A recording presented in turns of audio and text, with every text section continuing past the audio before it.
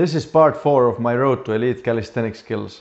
In this video I will explain why I started serious strength training at 33 and why I think the why matters more than motivation when the work gets difficult. The first realization came about 2 years ago when I started becoming more aware of my body. As a tiler, I spent a lot of time on my knees.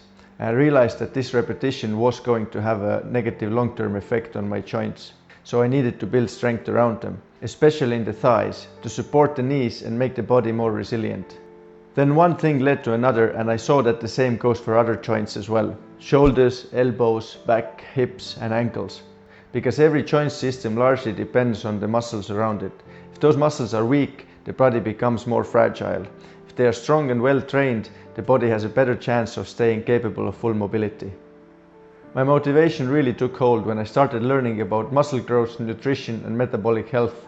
Around that time I watched a lecture series by Dr. Benjamin Bigman about the metabolic health crisis in modern society. I only had a rough understanding of insulin resistance, but one idea stayed with me. Regular physical activity is strongly connected to better cognitive health and a lower risk of cognitive decline and dementia. I don't see training as a guarantee against the decline, but I do see it as one of the most serious levers we have to improve our odds. I don't want to passively accept that the last 15 or 20 years of life have to be years of weakness and dependency. I would rather train now, eat better, sleep better and build the best possible foundation for staying physically capable and mentally healthy for as long as I can.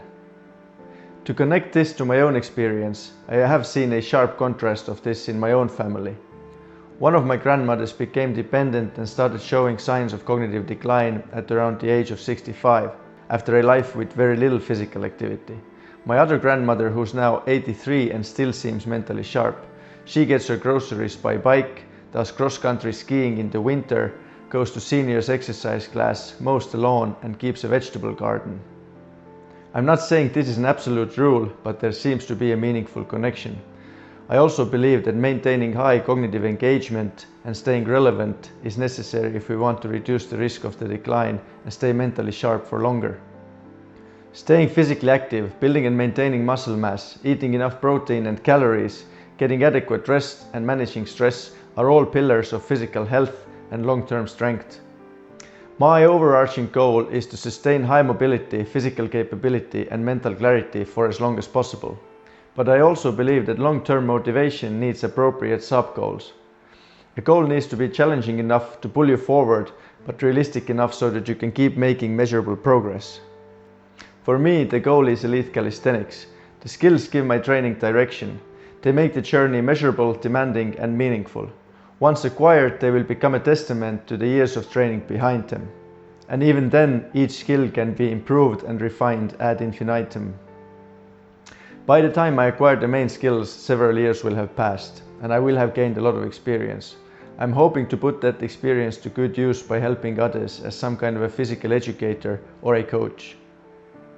Calisthenics is my path, but it doesn't have to be yours. It could be any type of strength training, Pilates, CrossFit, gymnastics, endurance training, combat sports, swimming, climbing or something else.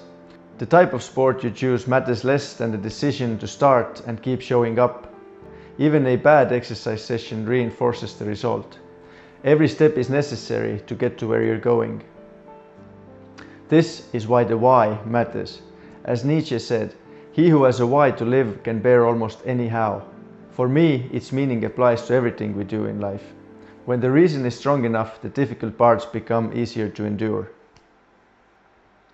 In my next video, I talk about how anyone can safely start their training journey.